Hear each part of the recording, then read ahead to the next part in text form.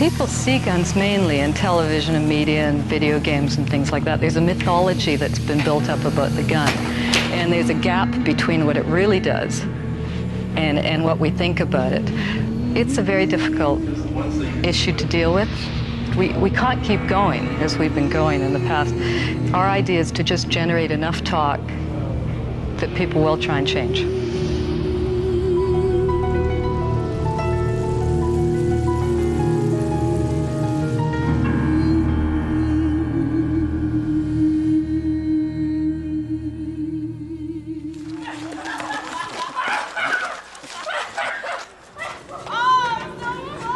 I definitely trapped Sandra into this project, and it's because I'm full of BS in a way. I can really talk a mean streak when I have to. He tracked me down and had coffee a few times, and I kind of liked the idea. I liked the concept. So I basically, at that time, felt that I would see if I couldn't convince her to take a wild gamble with me. So we talked about brainstorming and developing it further. We thought the project should involve very important themes at this particular time of history, like technology, like the environment, like atrocities, what was going on in the world, like violence. I said to her quite flippantly, well, I think we'll get some guns and do something with guns. And that spoke really strongly to me immediately that, of course, real guns, the stories would be poignant and there'd be no misunderstanding about the voice of these things. No Hollywood recreation or veneer finish. It meant nothing to me that it would be hard to get guns. I just figured I'd go out and get some guns. So that's how simplistic I really am. And we thought this could be doable, going at it as a millennium project, challenging violence at this time. And we both felt that it was a really important issue, that it was affecting so many people daily. It's a project of hope because, you know, we did it to enact change.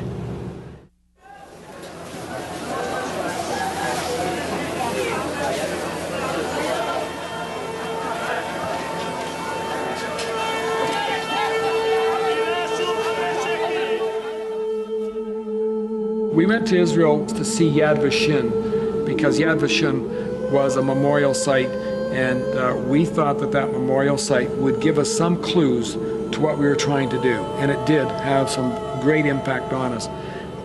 You can't go to a place like Yad Vashem and come away without some sort of feeling, emotion. It's not something that's apparent, it becomes more subsumed into your work. It became apparent that it would be very easy to mislead people on the purpose of our installation. And that's where the images of the victims and the survivors came into our minds, and the idea that we had to have a presence outside of the sculpture.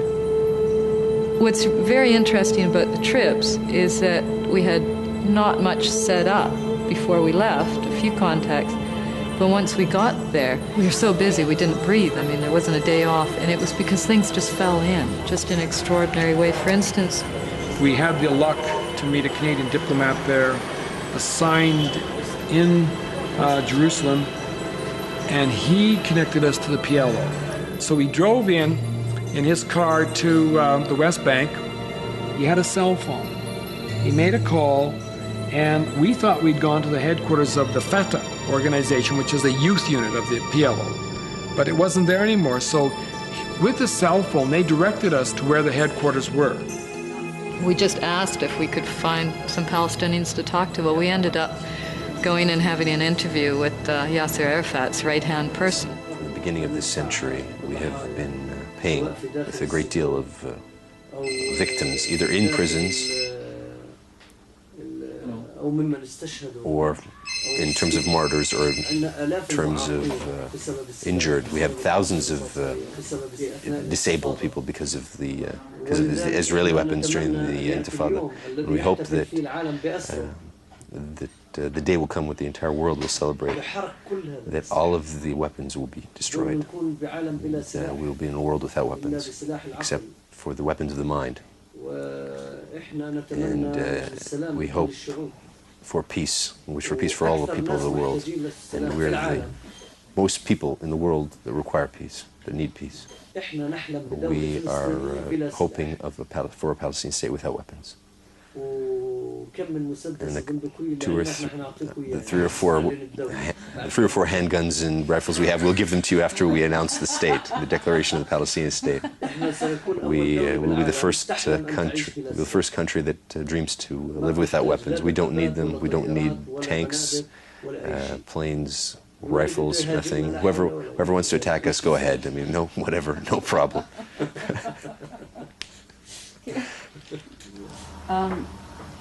In your opinion, who is the greatest peacemaker of all time?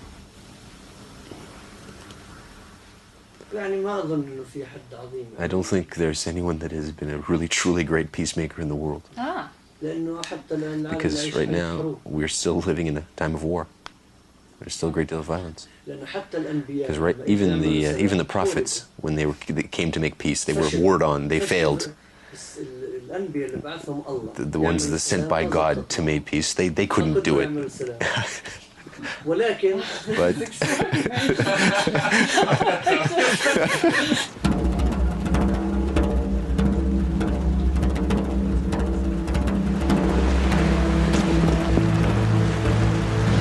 now, the cynical people in Northern Ireland, this idea that you could persuade paramilitaries here to hand over guns when the government can't, when your own countryman John de Chastelain can't, seems a bit innocent, almost a bit naive. This trip is a research trip. So we're contacting groups and we're telling them about our intention and our story, and we're trying to get support that way. And what's the reaction been to your approaches? People are interested. Of course, at the beginning, they don't know us from anyone, and so they're a bit guarded. But as we're talking more about this and explaining the whole range of this, because it is a sculpture, it asks people to come into it, to donate into it, and then it travels and tours around the world and gives back. So the response after we get talking to people has been extremely positive. What we're doing here is trying to have a dialogue, trying to get people involved. What we're doing is asking for symbols of people who are desperately trying to move towards peace. And the everyday person that we've talked to here and the peace groups that we've talked to here have already stated that they are wholeheartedly moving towards peace. What we're asking is for a symbolic gesture towards that effort.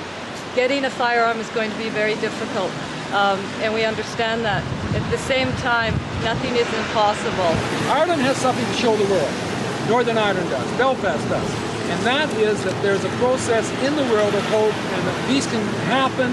And what we're hoping is to set up a dialogue, receive words, maybe a poetry, maybe a story, maybe an image of an individual who's a survivor. And in that way, we can honor those people and honor the people of Belfast.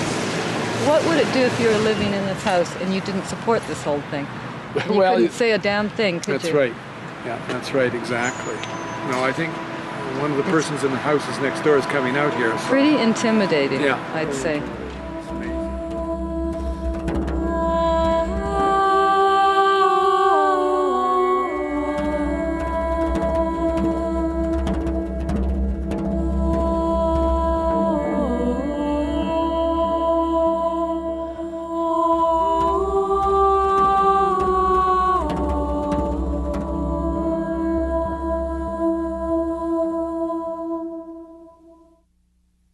Right at the beginning, the statement was, you can't possibly do this because deactivated firearms are too expensive to do. They cost $125 to $150 each firearm, so forget it. Nobody's going to put that kind of money in. So Wallace and I took, my brother-in-law, Dean, gave us his old shotgun. He wasn't using it, didn't want it in the house anymore. So we took that shotgun to a machine shop and we said, which ways can we deactivate this? How can we destroy it? We tried crushing, we tried taking a sledgehammer to it, we tried acetylene torch, and then at the back there was this plasma torch. This guy was cutting this plasma torch. And I said, how about that thing? It will never work. No, not suitable. It was perfect. It was the most amazing thing. Cut through the weapon on one side, melted the inside of it, completely deactivated in all ways, and was untouched on the other side, which was very interesting for the idea of the sculpture, that you could either have the destructive forces shown, or you could have the menacing forces of the untouched, at least on the surface, untouched firearm. So then we had, of course, go to RCMP forensic labs and get them to approve our way of deactivation. They pointed out certain things that we had to do. I think I'll just shut it off right now. No, please, no. Let me get my frontal face. I want my frontal... Kendall, we're on the way to do the first stretch of deactivation. Yes, and there's a RCMP car behind us because I'm speeding, and now its lights are whirling. I can see them flickering in your face. Yes. And we're going to be pulled over, and this will be the start of our deactivation day. So, on the way to Teepoff, right? Yes, on the way to Teepoff. To deactivate 3,500 firearms. We don't know how many we're going to get done, but no, we don't know quite a few done. I mean, this is the actual start of the project now, in the sense of the physical part of it. Just because now we get to use the plasma cutter and actually cut into the guns.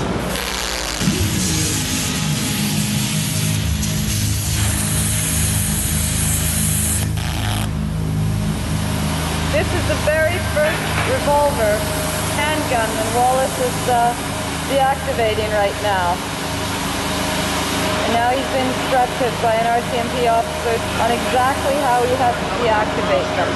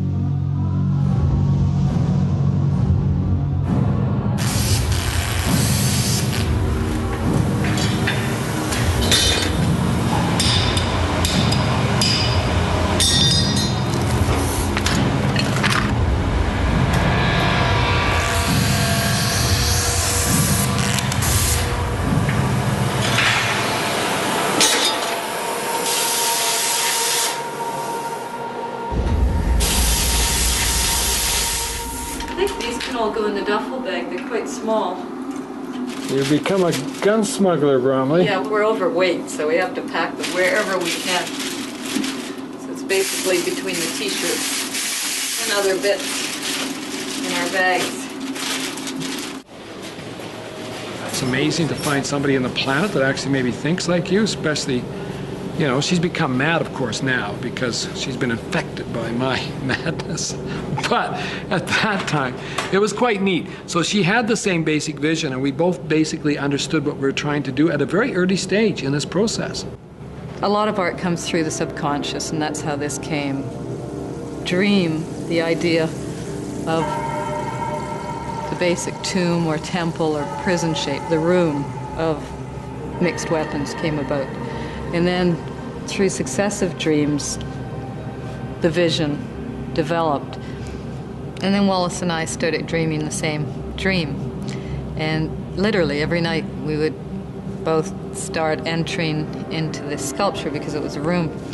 And every night a new part of it developed. I mean, I remember one night when I walked inside of it. And, you know, and then the shaft of light appeared, and it was an extraordinary, wonderful time, that initial vision, where it really did gel into what the final piece would look like. We needed a room because a room could imprison one. We were imprisoned by weapons and violence that surround us. And how do we find solutions? How do we get out of that room? There are a lot of peace initiatives in the world right now. There's a lot of energy heading towards trying to find solutions to conflict. As artists, the way that we try and fight this battle is through our art and our visions.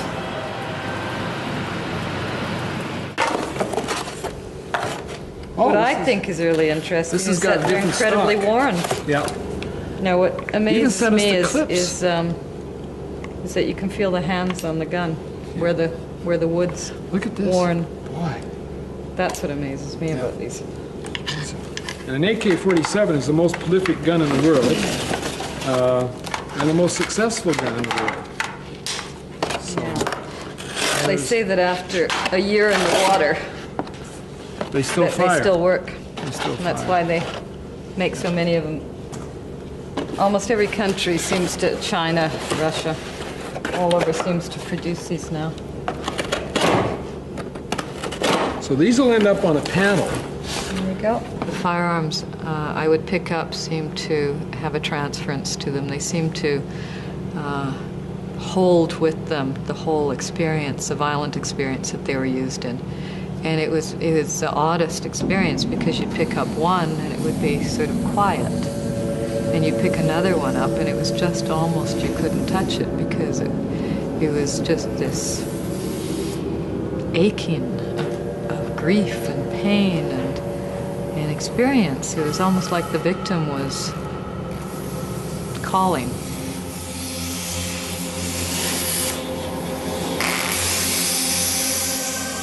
And it was filled with weapons that were so, I don't know, just weapons that held the saddest energy I've ever. So to deal with that, that was the hardest thing I've ever done in my life. I mean, I didn't want to work on that wall after a while because it was so exhaustingly sad.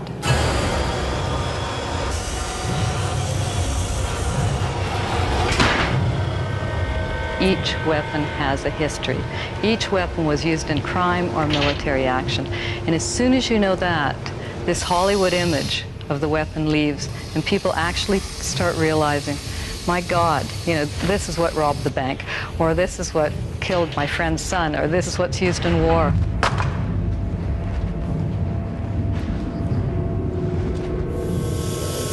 Trying to come in and actually make artistic judgments, try and keep your emotion level very raw so that you can be truthful about what you're doing and make sure that the piece is speaking about the violence and the guns means that you have to open yourself up and become completely vulnerable to the elements, the characteristics of the material. And so you're at your rawest stage while you're making this. When you look around here and you look at all this stuff here, the gun is only the tip of the iceberg of what it represents as a violent thing. We've manufactured our own hate, we've manufactured our own anger, we've manufactured everything.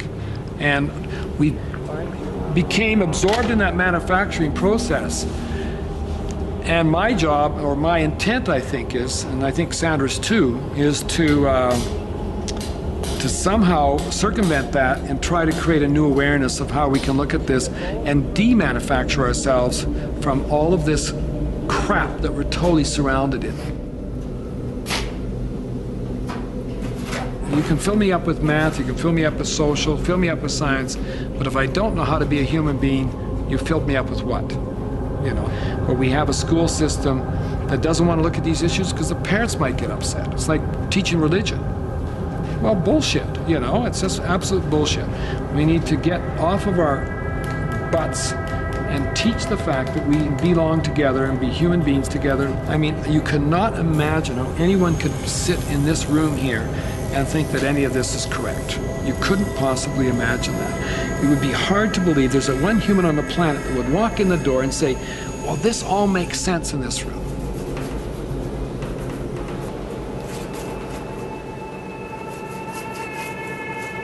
I should add, in the middle of all this, it became apparent that these weapons had such a strong impact that it would be very easy to mislead people on the purpose of our installation, and that we had to make sure that there was a human voice involved, because of course that's what we're talking about here, is not just the material as such, but actually the effect on the human community.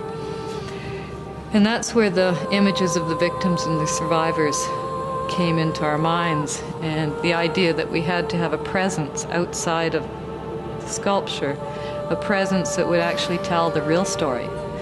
So the victims became the voice of now, the moment of now, the effect of all of this. So they became sort of the value or the cost.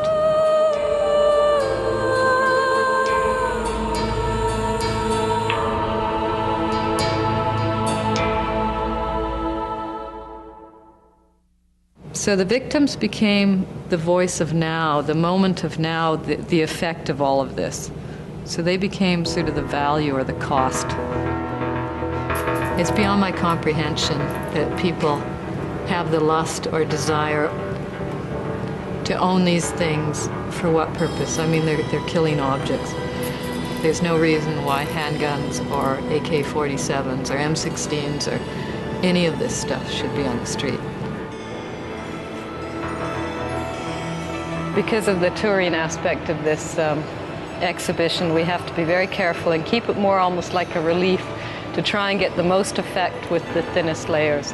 And what we also have to do at the end of this is count exactly how many firearms and parts of firearms it's taken to make it, and then weigh it to make sure we're within our weight restrictions.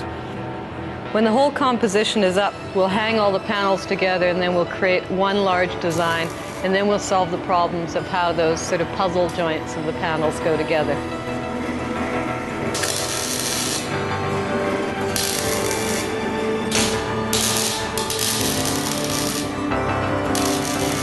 Early on, there was threats against us.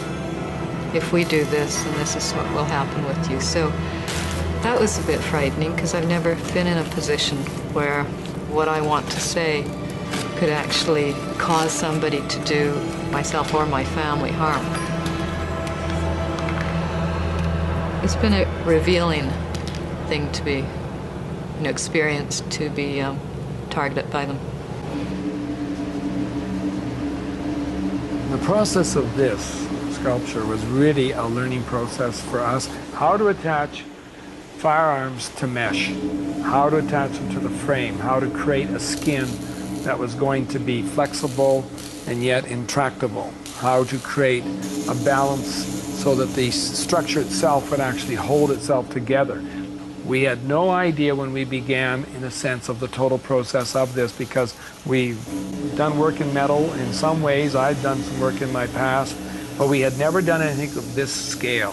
So we actually set up deliberate experiments. We set up deliberate experiments with the plasma cutter. We went to different places and tried out everything we could possibly try, even the different saws, so we knew what we could do to chop a gun up. The welding alone on this, there's silver welding, using silver, because we had to drop the silver in with the brass. There's the bullets that have a coating on that we had to take and have degreased and have that coating removed.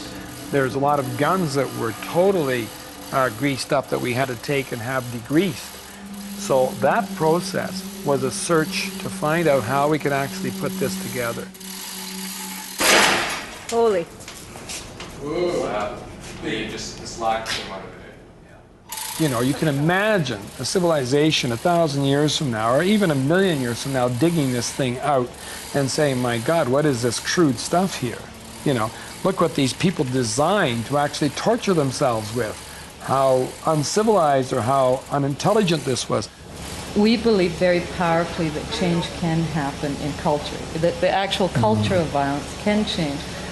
We believe that if we continue as a community, whether it's a local community or a global community, with the same attitude towards conflict, which is not solutions to conflict, but just actions of conflict, we believe it's a very negative future, and that it cannot continue this way. Because arms have changed, methods have changed, the ability to destroy each other has escalated to such a high amount that passionate decisions towards destruction can destroy us all. So we really believe that change has to be activated, and we absolutely believe that it can happen.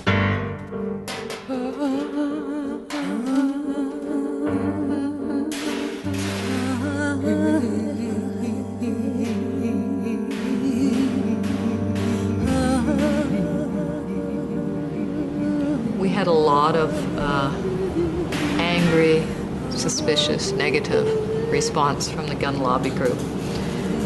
They assumed we were a government conspiracy, a liberal conspiracy to have another nail in the coffin for gun rights.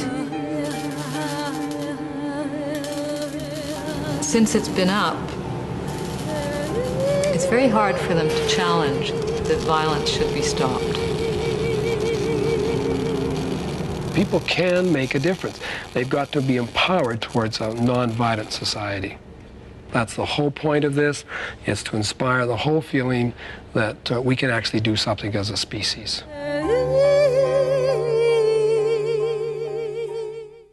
In my work, I listen to a lot of speeches about peace, and I even make a few myself. And I tell you, my friends, I have never seen a speech as eloquent about peace and the need to end the kind of violence that has made the 20th century the bloodiest century in humanity. I've never seen something as eloquent as that sculpture upstairs. I hope you will all have the opportunity that I had a few minutes ago of standing in the middle of that prison cell, surrounded by 7,000 guns from around the world, and remembering just for that moment what violence has done to us as a world. This is a wonderful moment for peace. I think that it is going to stimulate wonderful discussions, and as we go forward in the culture for peace, developing it, the I Human 2000 gun sculpture will play a very important role. I think when you see the gun sculpture, you realize it is a very strong and unyielding depiction of the culture of violence. But it also is about a message of hope and the possibility of peace.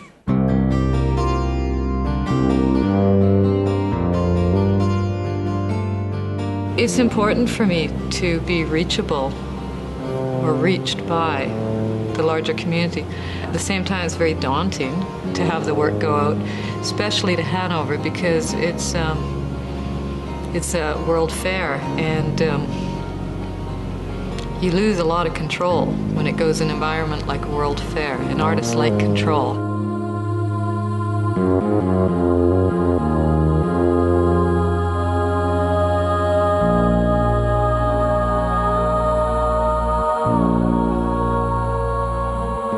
I think the Europeans understand the sculpture totally. One woman walked in and said, she went around the sculpture, went inside. She said, "You don't have to say anything." She says, "I totally understand that it's about violence, it's about the waste of money on weapons." She totally grasped it by just seeing it. When the concept of the gun sculpture was initially introduced and we saw sketches, I must say I was very apprehensive.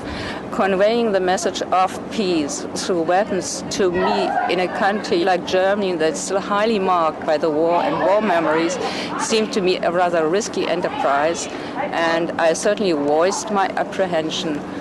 When I saw the reaction of the public, I was astounded and amazed how positively the sculpture was received. We live with such violent crime in our country, where you don't just get robbed, you get raped and maimed when people want something simple out of your house. And something as basic as that sculpture just brought it back home. And what are we doing about this really basic thing that's affecting people's lives so much? I actually stood in a gas chamber in Dachau, and I had the same chilling feeling when I walked into the sculpture that I had when I stood alone in a gas chamber in Dachau. And yet I love the spotlight. In a sense, it's like the eyes of the world are on each individual that has a chance to interact with this piece.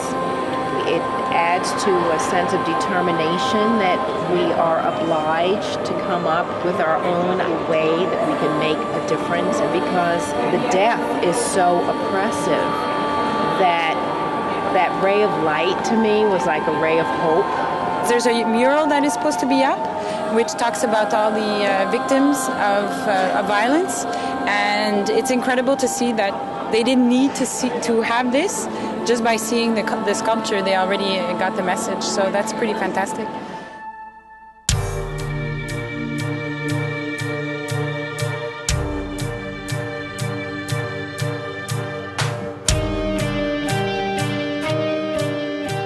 We arrived in Korea 2 days ago, and within 24 hours we were standing on the border between South Korea and North Korea.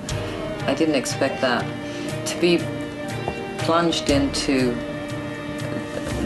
the absolute point of conflict and the concentrated statement, in a way, visual statement or experiential statement of the barrier, because it is a barrier. It's not a border where you cross through one for the other. It's an actual stopped barrier, like the Berlin Wall was or anything else, an enforced artificial barrier. That brought it home to me again, how they're still in this throes of conflict. They're working hard for reunification, but the history is so immense and the suspicion between the two sides is so immense. I think this is one of the critical parts in the world for the sculpture to come to, because here you have a country trying to unify itself and reconciliate with the North, South to North Korea. And even though the population here gives Sandra and I the impression that they're not that interested in reconciliation because it might cause money to flow from South to North and cause hardship in the South. But I think there's a whole, more likely a whole desire that once this land is reunified, that it'll be a greater place than it was before. So I think the message is very simple. Get over it. Just get along. This is ridiculous. These artificial borders that we keep creating are stupid. You know, dividing people up is stupid. Let's be honest. That's how I feel about it. Right, Bromley? I agree, but you've had quite a few conflicts in your life that you took a long time to get over. Well, I know, but I'm trying now. That's what I'm saying. It takes a few years to do this. Oh, you think so? Yes. Okay. Have some cake. Mm-hmm.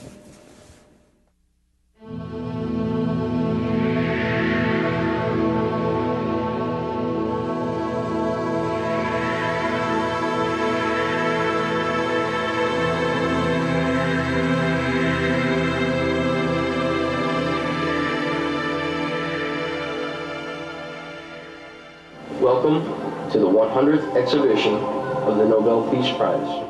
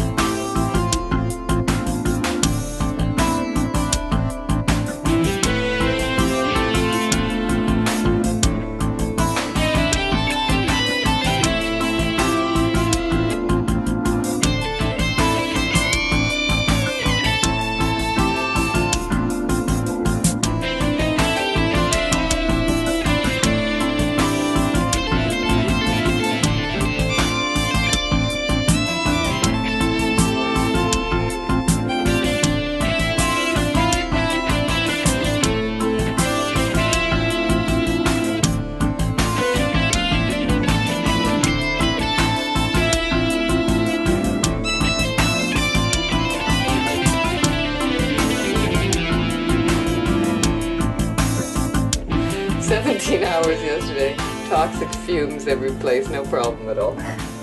I'm not even stiff, you know, that's the beauty of it all. Sandra's stiff, I know she is, but me, flexibility, man. Wallace has a transference complex.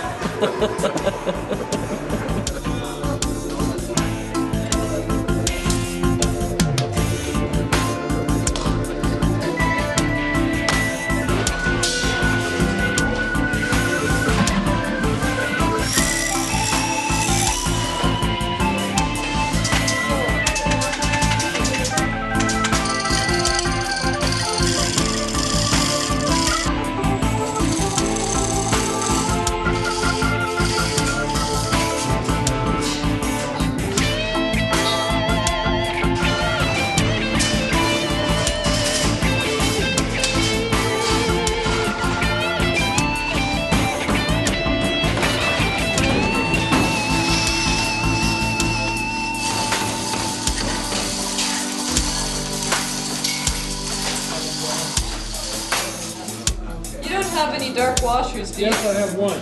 Yeah, I could use it. Well, it's better outside than in. Oh, no, the cabin covers that.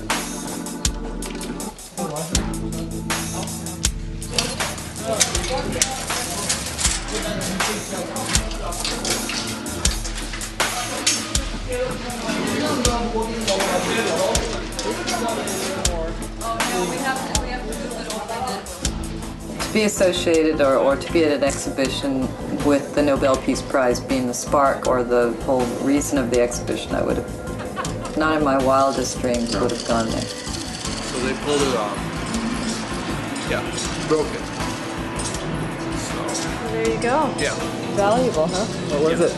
It's the handle to this. It's an old handle. It was an old carved handle. Up. Yeah. But it's been taken since we came here. Gee. Yeah. So.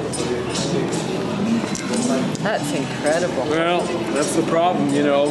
Any of these handles that they can get off, you know. So that has been taken here.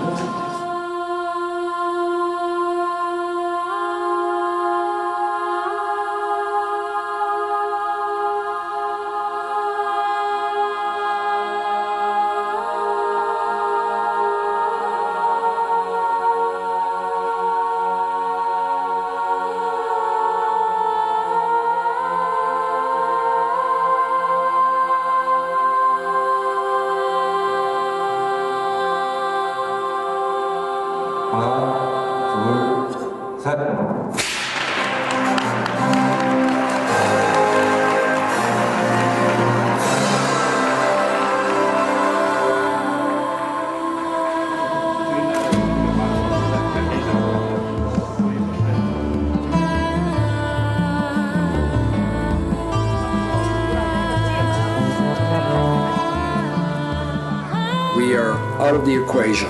We simply now define the space it's in, and we simply try to create that space and set it up, and then the piece itself speaks.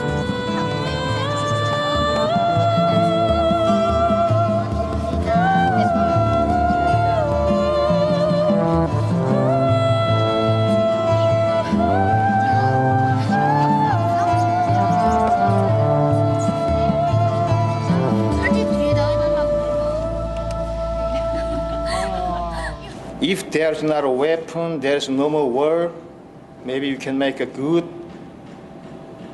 country on the earth. I think so.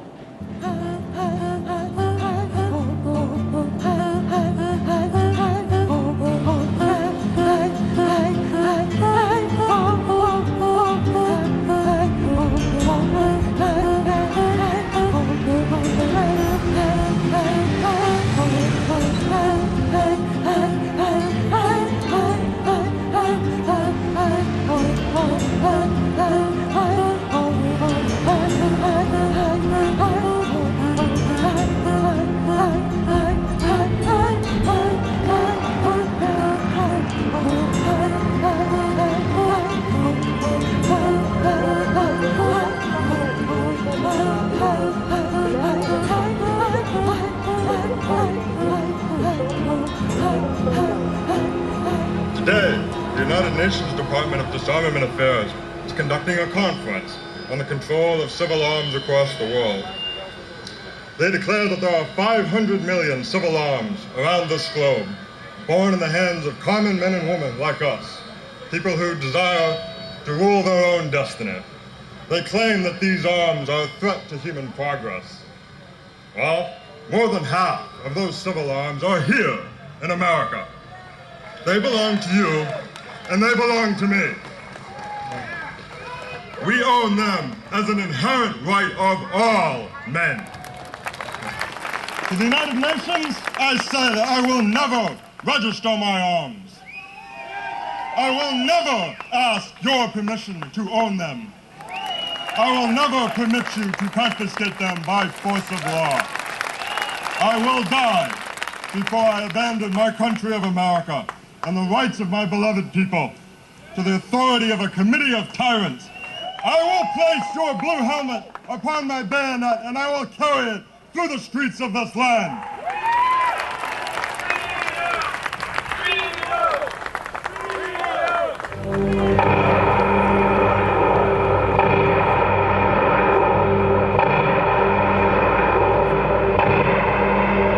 Nobody has exact figures, but at least 2 million people left their lives on the killing fields of Cambodia.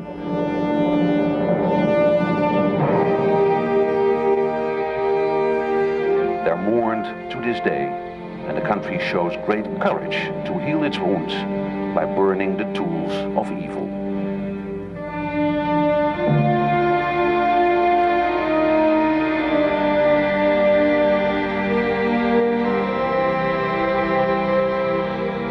Not long ago, the Secretary General spoke of weapons of mass destruction.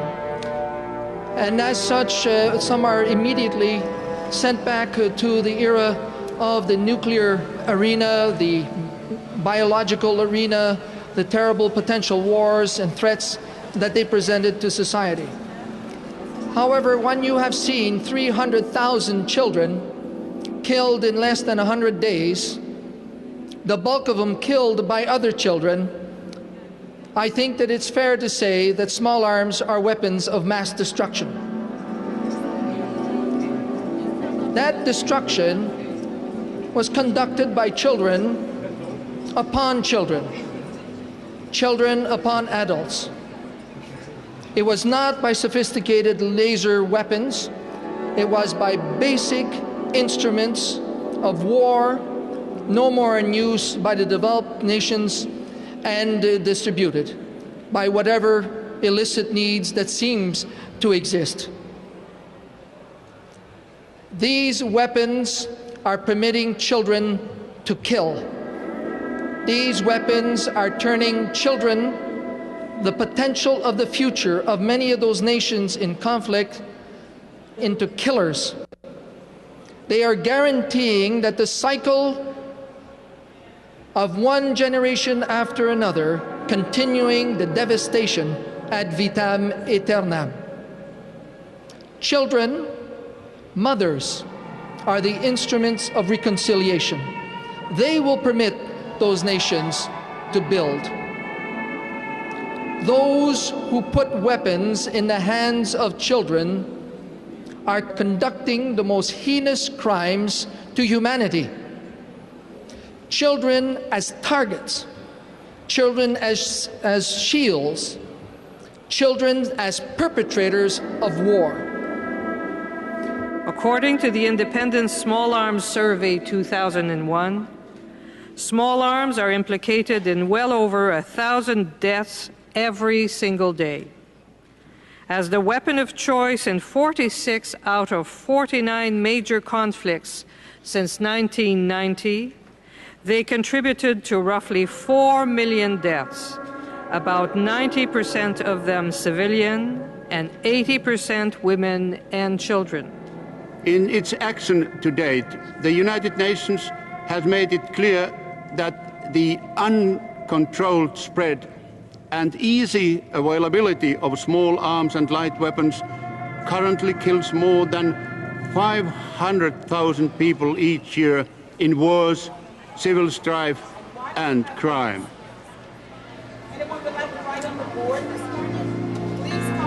forward.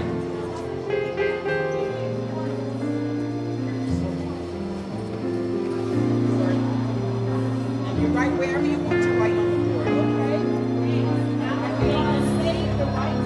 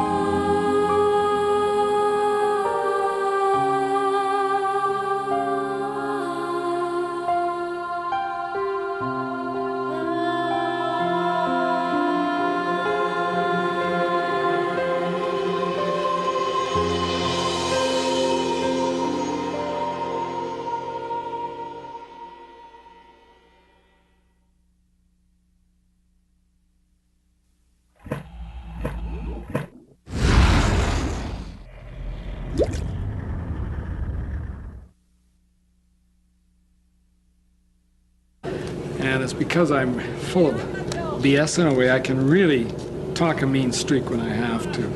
He tracked me down and had coffee a few times, and I kind of liked the idea.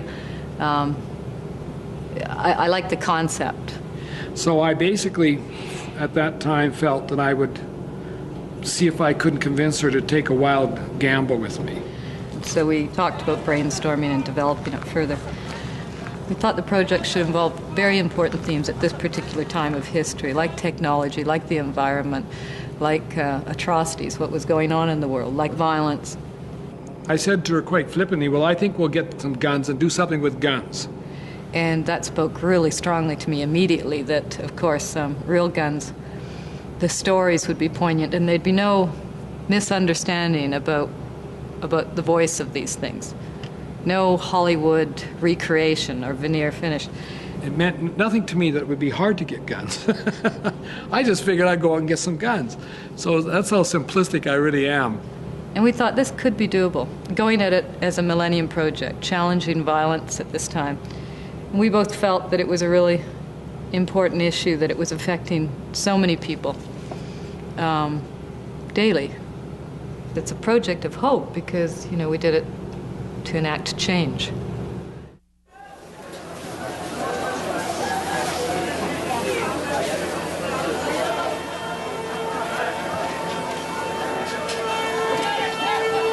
really, truly great peacemaker in the world. Ah. Because right now, we're still living in a time of war. There's still a great deal of violence. Because even the prophets, when they came to make peace, they were warred on, they failed. The ones that sent by God to make peace, they couldn't do it. But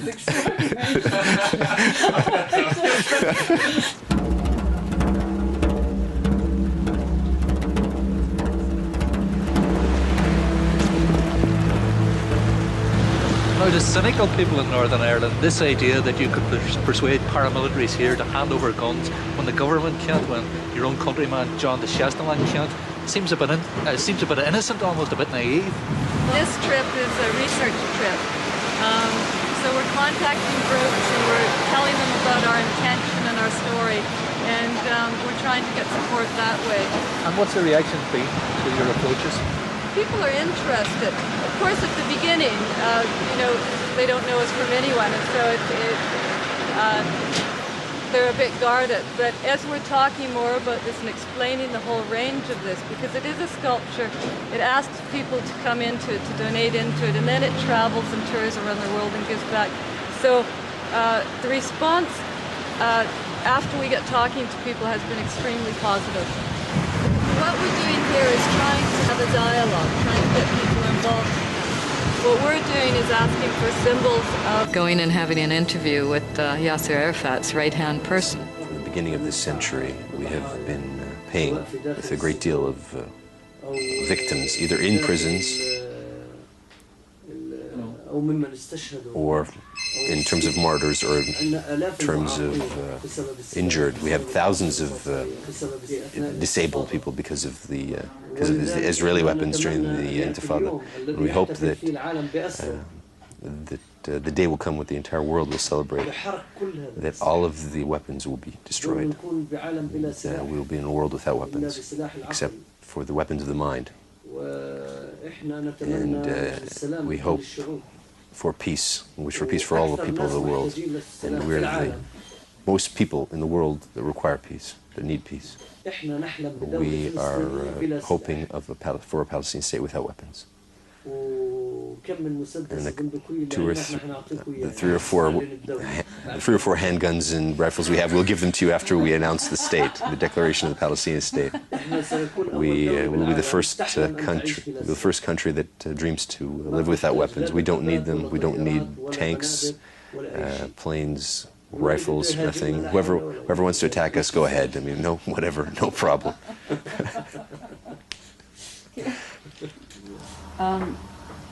In your opinion, who is the greatest peacemaker of all time? I don't think there's anyone that is.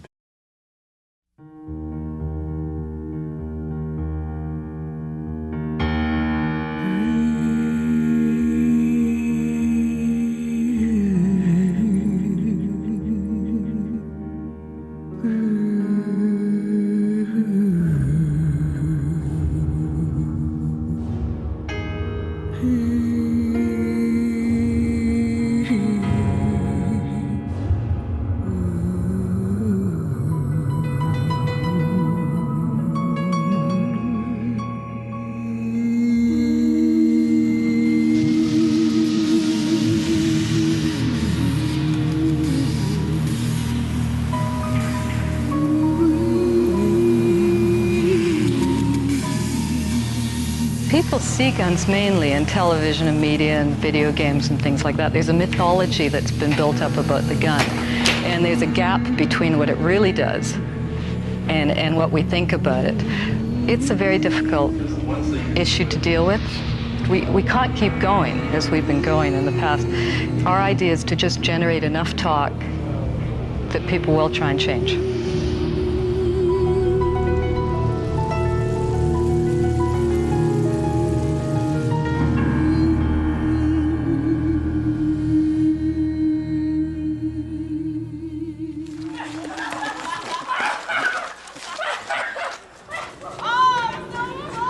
I definitely trapped Sandra into this project. We went to Israel to see Yad Vashem because Yad Vashem was a memorial site, and we thought that that memorial site would give us some clues to what we were trying to do, and it did have some great impact on us. You can't go to a place like Yad Vashem and come away without some sort of feeling, emotion. It's not something that's apparent, it becomes more subsumed into your work. It became apparent that it would be very easy to mislead people on the purpose of our installation. And that's where the images of the victims and the survivors came into our minds, and the idea that we had to have a presence outside of the sculpture. What's very interesting about the trips is that we had not much set up before we left, a few contacts, but once we got there, we were so busy we didn't breathe. I mean, there wasn't a day off, and it was because things just fell in, just in an extraordinary way. For instance, we had the luck to meet a Canadian diplomat there, assigned in Jerusalem, and he connected us to the PLO. So we drove in his car to the West Bank. He had a cell phone. He made a call, and we thought we'd gone to the headquarters of the Fatah organization, which is the youth unit of the PLO. But it wasn't there anymore, so with the cell phone, they directed us to where the headquarters were. we just asked if we could find some Palestinians to talk to. Well, we ended up